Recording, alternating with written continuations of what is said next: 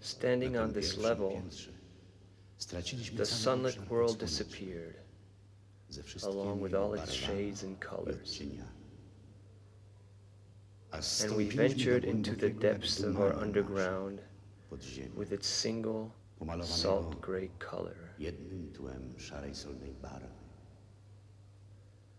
But nevertheless, we found many wonders and enchantments, because the experienced hands of our forefathers, while extracting a priceless treasure to the surface, created an abyss of beauty.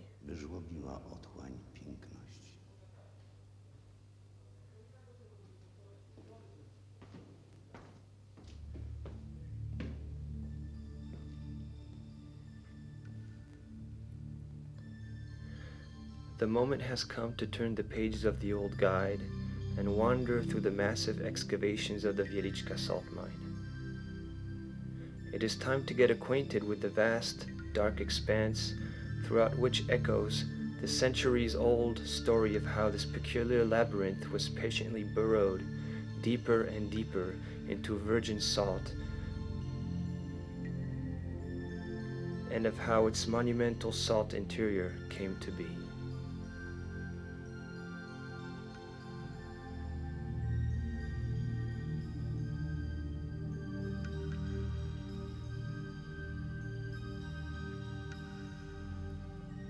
The sought-out chamber was begun in the year 820 and took 50 years to complete. The light of a chandelier reveals its enormity. This is a place of memories and farewells, the end of an unusual journey. Indeed, it is here that guides take leave of their awed guests. Our gaze turns one last time to the gray wall with the miners' lamps, as if we had gone back in time and work was still going on, and the tapping of the picks may remind us once again of the legend of the discovery of the salt treasure.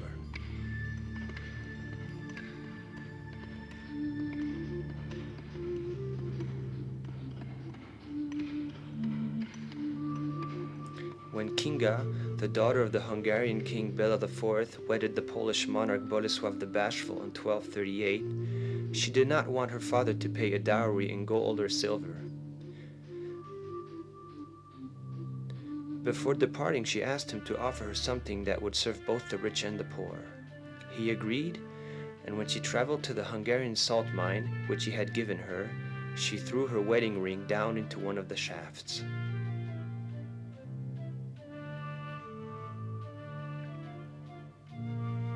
Later, after having settled in Krakow, she demanded to be taken to Wieliczka. When she ordered to dig the ground there, salt was found, and in the first salt rock, her royal wedding ring.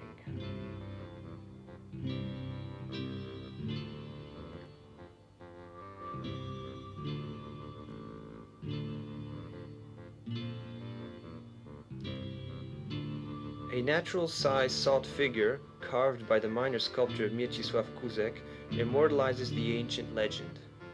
The famous painter of historical scenes, Jan Matejko, took an interest in the pious Kinga, who later exchanged the comforts of the court for the austere life of a convent.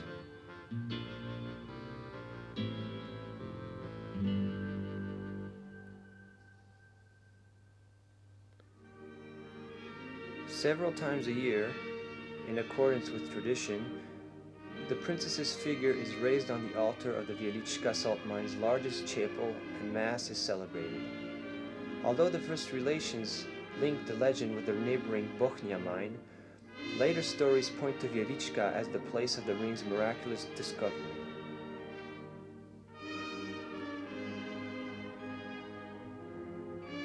A gathering takes place deep under the ground, during which miners and their families pay homage to their patron, the Blessed Kinga.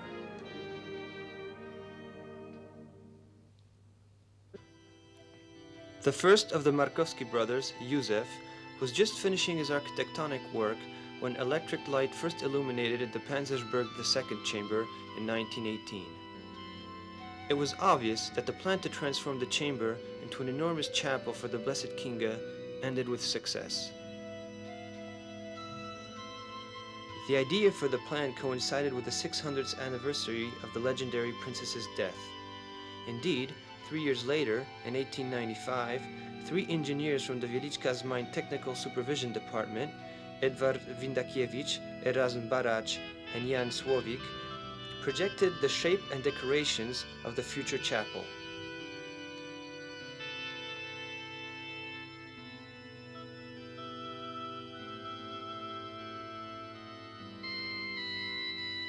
Józef Markowski's work was continued by his younger brother Tomasz in 1920 and lasted 7 years. He is the author of the bas-relief on the right-hand wall called Herod's Sentence and the Massacre of the Innocent.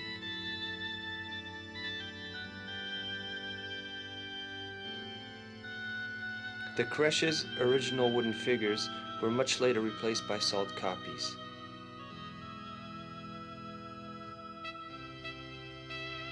Pulpits from the time of the partitions silently remind one of the country. The shape of the walls of Wawel Castle, as well as the coats of arms of Poland, Lithuania, and Russia modeled from the seals of the uprising. The bas-relief Miracle in Galilee was carved by Antony Wyrodek, the last of the great trio of talented miners. The sculptures in the chapels of that generation are a peculiar expression of the miners' hardships.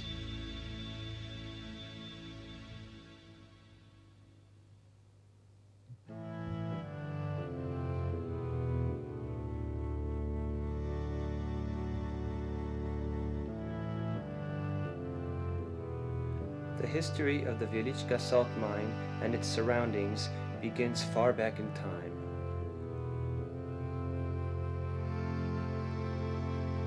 Archaeological research indicates that there existed Neolithic saltworks in the area as early as 3,500 years ago. They obtained salt from boiling water from surface salt springs. The first wells appeared during the Middle Ages, when the surface salt springs became exhausted. That was when efforts were begun to search for salt underground. That is probably how rock salt was first discovered. A voyage through time is necessary in order to reconstruct the clay shells of prehistoric pottery.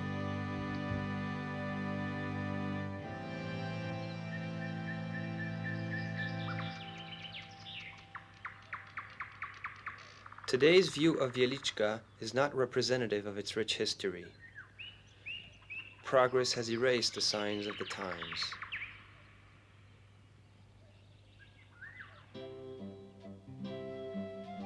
A dream of a bygone time. This is a model of the town in the 17th century, constructed by Alfons Długosz, the founder of the Krakow Salt Mines Museum.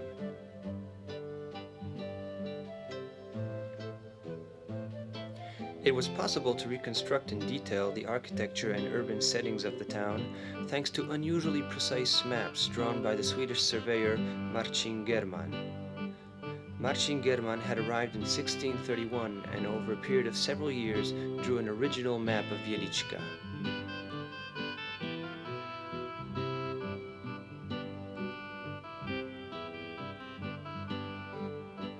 Exhibitions of Krakow region saltworks and cities are currently being held in the Middle Age castle in Kazimierz.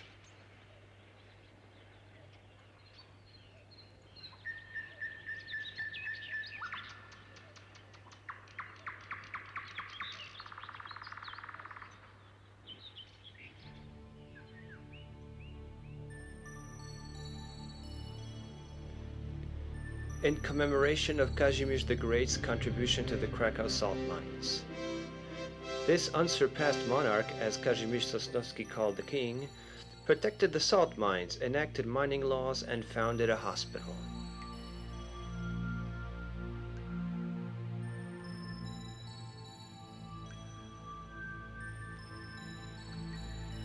Six years after the Kazimierz Statute was enacted, thus providing miners with rights for the first time, an old chamber dug into green salt was rid of rubble and named after the great king.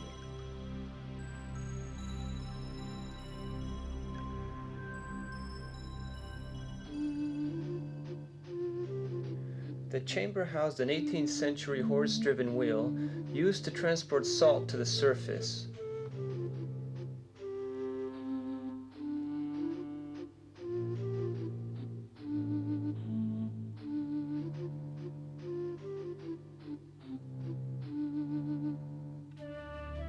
This 18th century cross-section of the mine shows the enormous difficulty involved in the process of transporting salt blocks to the surface, each of which represented a fortune at the time.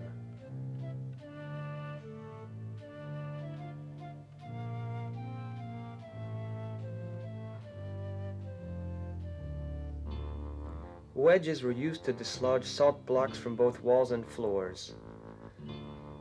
The blocks were then shaped into so-called bałwany, symmetrical blocks in the shape of barrels.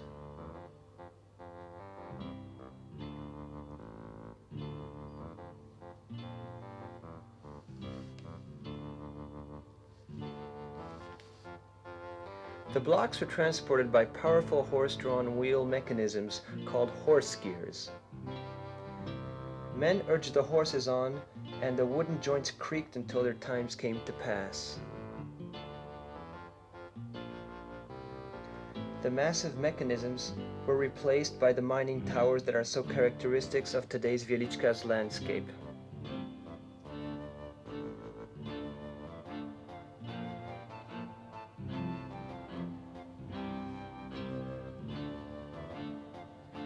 The deserving machines now rest in the underground museum. The pride of the collection is the so-called Saxon wheel.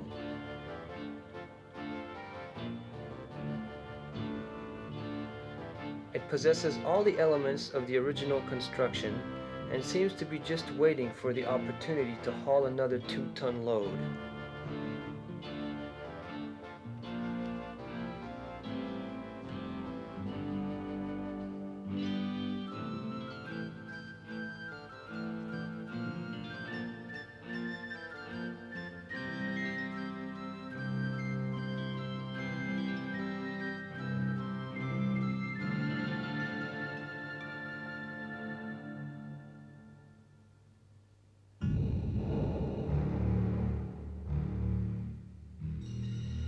Powerful explosions must have accompanied gas burners in their dangerous task. Methane, a marsh gas, is a component of salt and its surrounding rocks. It gathers in the ceilings of cavities and poses a serious threat to the mine. For centuries, a dangerous but effective method was used to liquidate the threat by burning. Miners dragged themselves on their hands and knees, holding a pole with a burning wick at the end, to find pockets of gas. These men were perversely called penitents.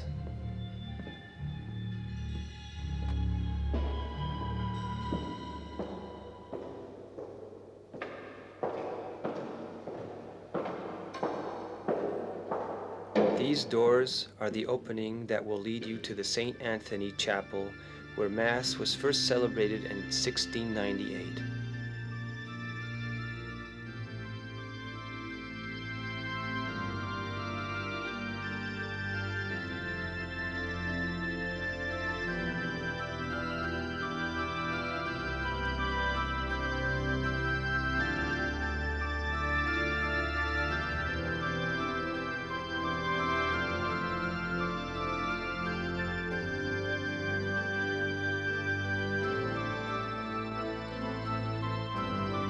The holy figures of Francis and Dominic keep watch over the entrance to the nave, along with other statues carved out of salt.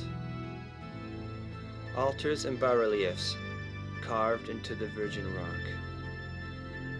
The close proximity of a shaft, humidity, and most importantly water leaks caused irreparable damage to the chapel's decorations.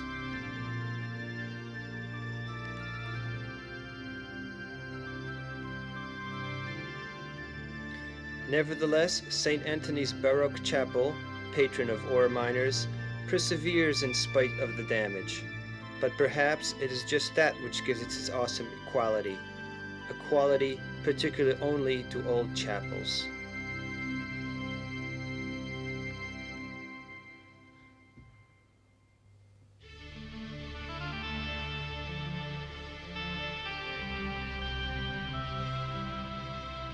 There exists no evidence that the brilliant astronomer visited the mine. But he must have been here, since he encouraged his student Joachim Heretic, as well as other famous learned men of the time, to do so.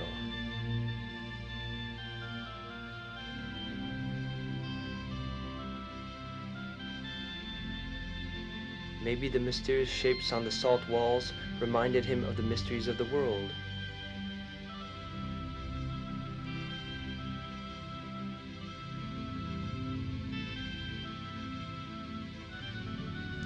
In 1774, the Austrians began the custom of signing a guest book placed at the entrance to the mine. But a much earlier tradition called for Polish monarchs to pay a visit. Others followed in their footsteps, famous and lesser-known men in search of adventure. The mine was hospitable to all, regardless of the state or country they came from.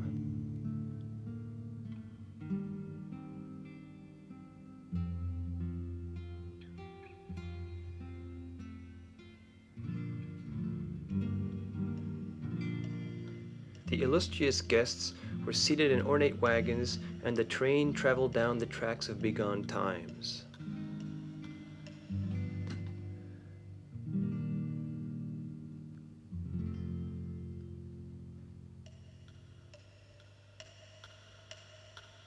The name Eastern Mountains is reminiscent of the old topographical layout of the mine on Old Mountain, which consists of Eastern, New, and Janińskie mountains. Maps drawn by Hondius in 1645 and preserved to this day graphically indicate areas according to their salt content.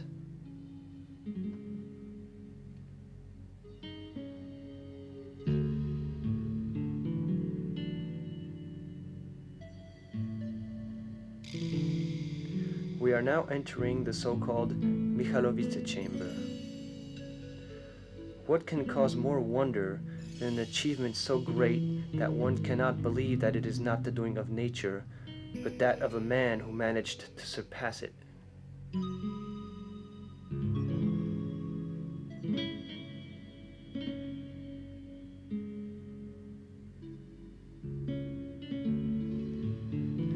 In this manner, miners reached a depth of 240 feet in a couple of minutes. The horse-drawn line that had loops for fastening hanging seats, which were very safe to sit in. In addition, it was necessary to hang on to the line. The leading miner holds the line vertically to prevent the others from hitting the shaft's wall.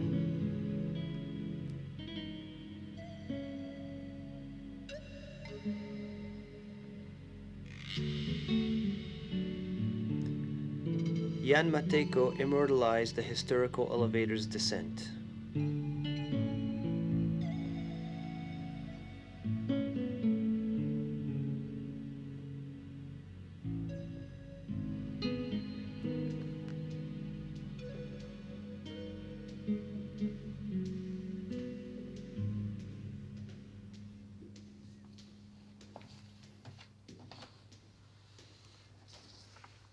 Dwojakim sposobem można zejść do There are two ways to enter the albo mine, spuszczając się, either by lowering oneself down dawniej nie or było by żadnych walking schodów. down the stairs. Dopiero pierwsze In the wystawił beginning, król Jan there were III, no były stairs, one and it was the kręcone king Jan kamieniem III o who had 435 built the stóp. first. Lecz te się It was a stone, spiral staircase that had 435 steps, zawaliły. but they collapsed in 1716.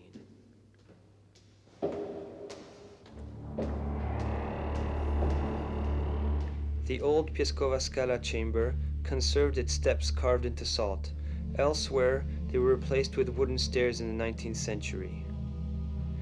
Its name and its salt rocks evoke our country's famous retreat, whose own rock formations take on numerous shapes. Defined by faint light, the chamber's salt walls offer us impressions of bastions and ancient castle ruins.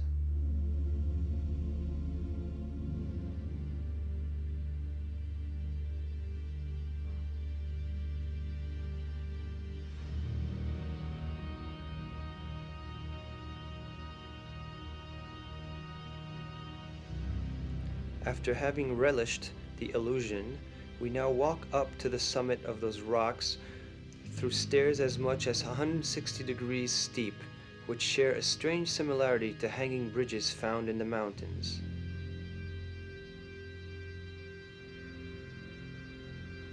Long ago, men laden with salt climbed these stairs.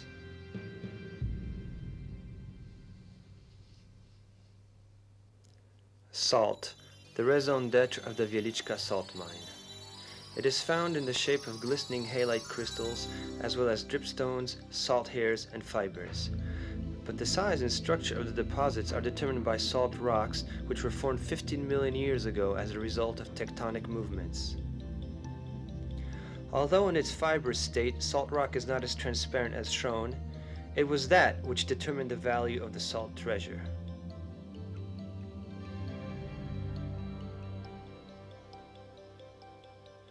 Raw salt, found in various forms a dozen meters under the surface. So-called stained glass salt, which is truly similar to the glass pieces bound by lead.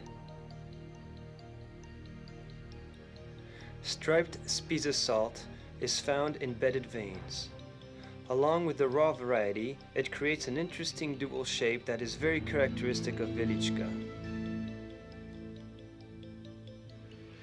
White eagle salt, a pure variety of Spiza salt which was served on royal tables.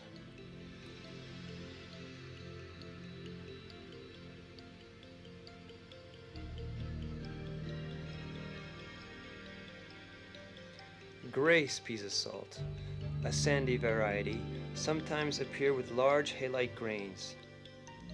Bedded veins also contain shaft salt, green salts, and finally the oldest variety found in the deepest parts.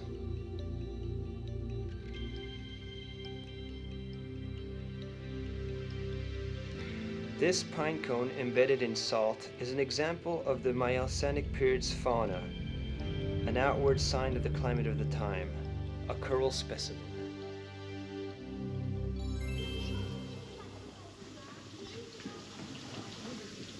The specific microclimate that formed thanks to the surrounding salt walls has therapeutic properties and is used as an underground allergy sanatorium. Patients from a Wieliczka kindergarten rest at a depth of 200 meters.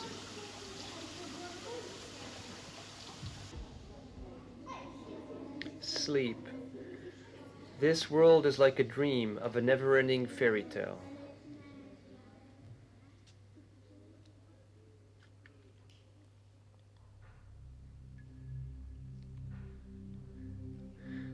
The gloomy darkness of this beautiful cave is illuminated only by the faint lights of mining lamps, and the ceremonious silence is broken only by the sound of falling drops of water. The disquieting atmosphere calls to mind Charon, bring the dead across the waters of the Styx River.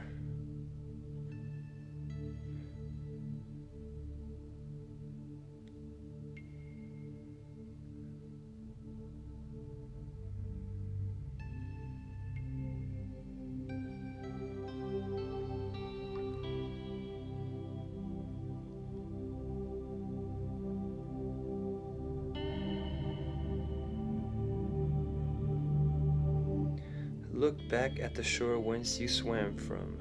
A bright light shimmers there, as if the worldly light of day was bidding you farewell.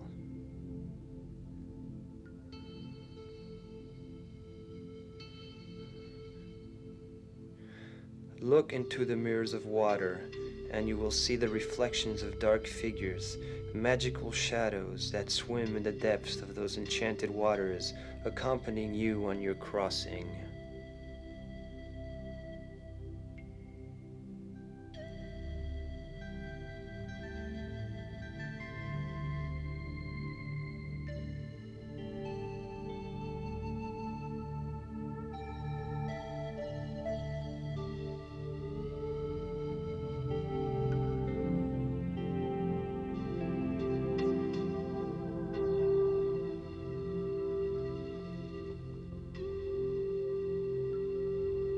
The contemporary tourist will listen with great pleasure to 19th century descriptions of travel through the saltwater lakes.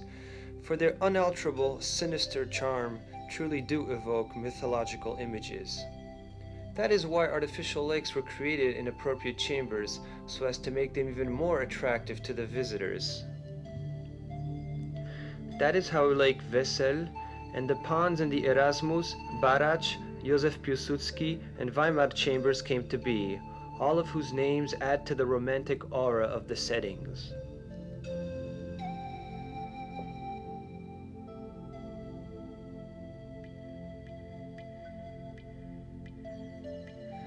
Fires, as well as the tides of the subterranean waters, always constituted a threat to the mine.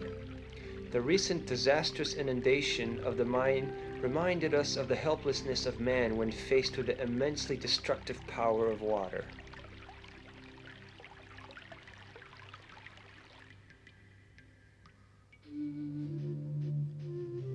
Ingeniously constructed pendulum pumps, bailing wheels, and a system of conduits and wooden pipes. This is how brine was channeled out in the old days.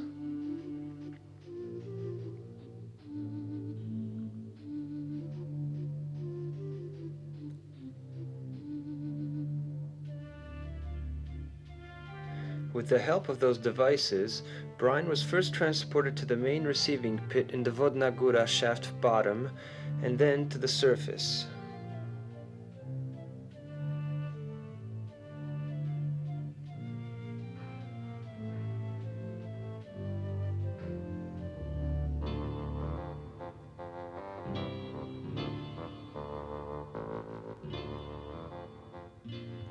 As we wander down the old passages, where wooden drains down which brine was poured are still visible, we come across ancient chapels whose locations coincide with the progression of the mining work.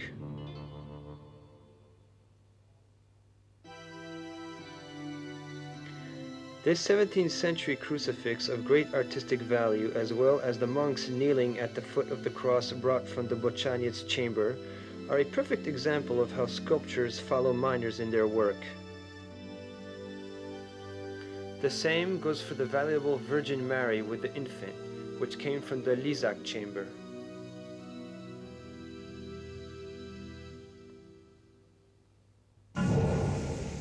The chamber, whose height will astonish you, and whose recesses are lit by Bengal lights, will appear to be one of the Fingal caves, so sinister and noble is its enormity.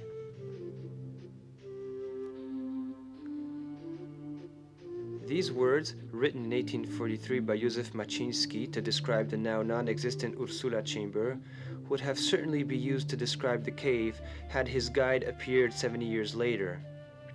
With its height of 36 meters, it is presently the highest of the Fingal caves.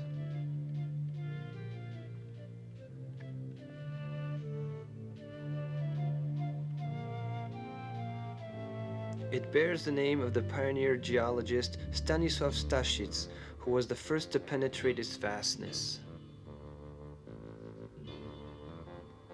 Old illustrations are incapable of reviving the mine. With their help, we can only imagine the movements and thumping sounds of the rammers for crushing salt, as well as the noise of other devices. These devices constituted the entire technical equipment of the three mining levels.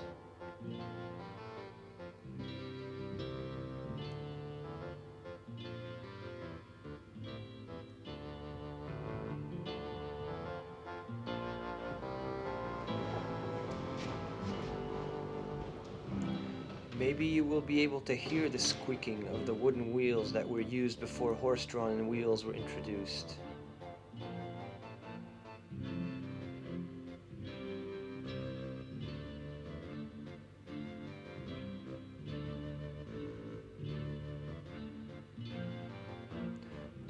Or perhaps you will succeed in seeing long-gone hammers, barrel pushers, haulers, diggers, and crushers, and watch them perform their exhausting, forgotten professions. Runners push wagons, nicknamed dogs, up an incline laden with salt-filled barrels.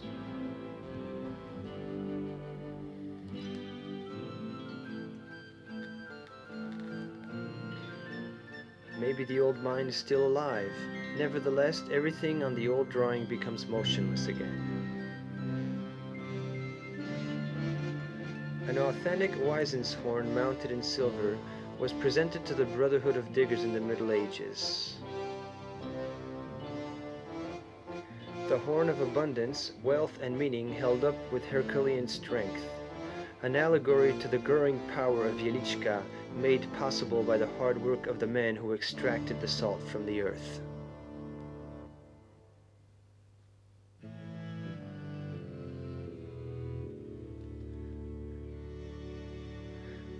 You shouldn't come through here. It is forbidden to wake the salt rocks.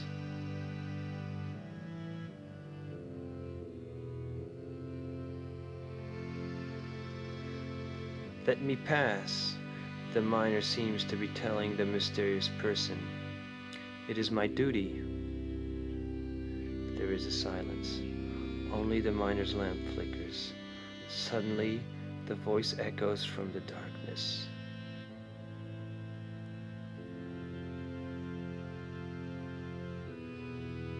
Don't go. The legend of the mine's ghost, or perhaps it is a truth which accompanied a very dangerous profession.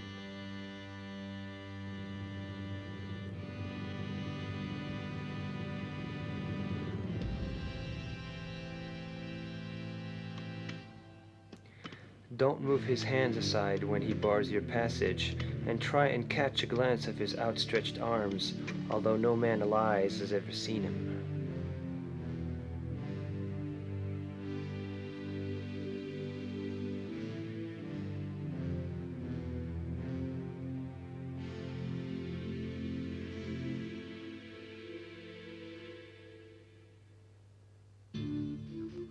I will now lead you to a place which was formed not by human hands, but by nature's touch.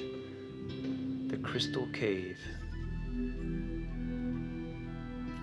It is located beyond the tourist route, on the mine's second level. The area is a restricted underground reserve. You will visit it with me, and I promise you that you will never forget this tour of the cave they also call Upper and Lower Crystalline Caves.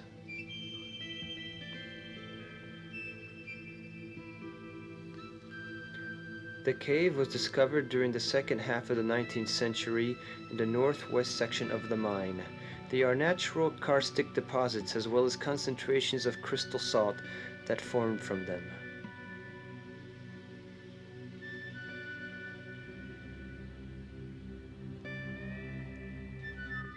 The size of these almost perfectly pure cubic crystal halites can reach as much as 50 centimeters.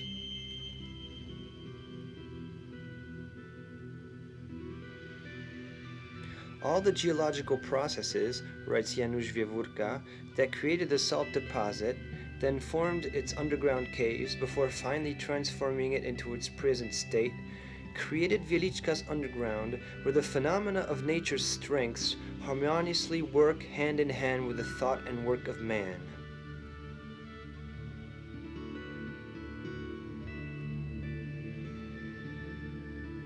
In the Wieliczka mine, everything changes and everything remains the same, once wrote Klementyna Stański-Hoffmanowa. Everything you see, touch, and step on is salt.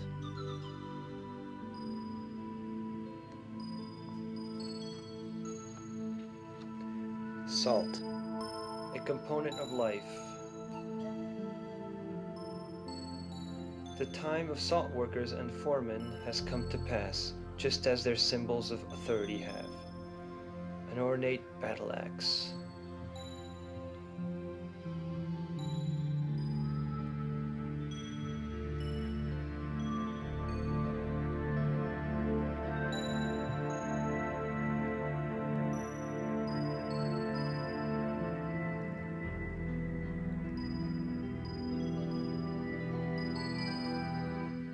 Sabers and parade canes.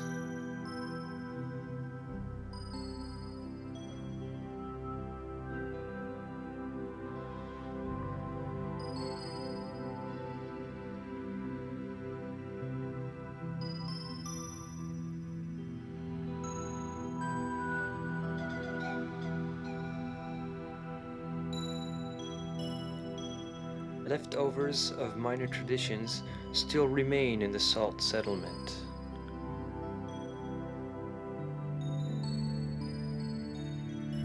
Traditions regardless of the type of uniforms.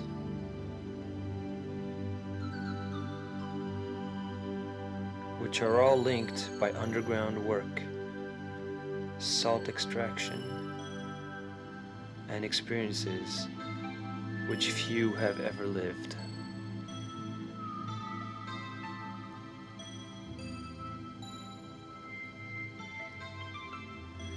The voyage through the Wieliczka Salt Mine is ending. The time has come to bid farewell, although in this place time is not measured by the passing of seasons. The salt crystals can only wane, to later be reborn again.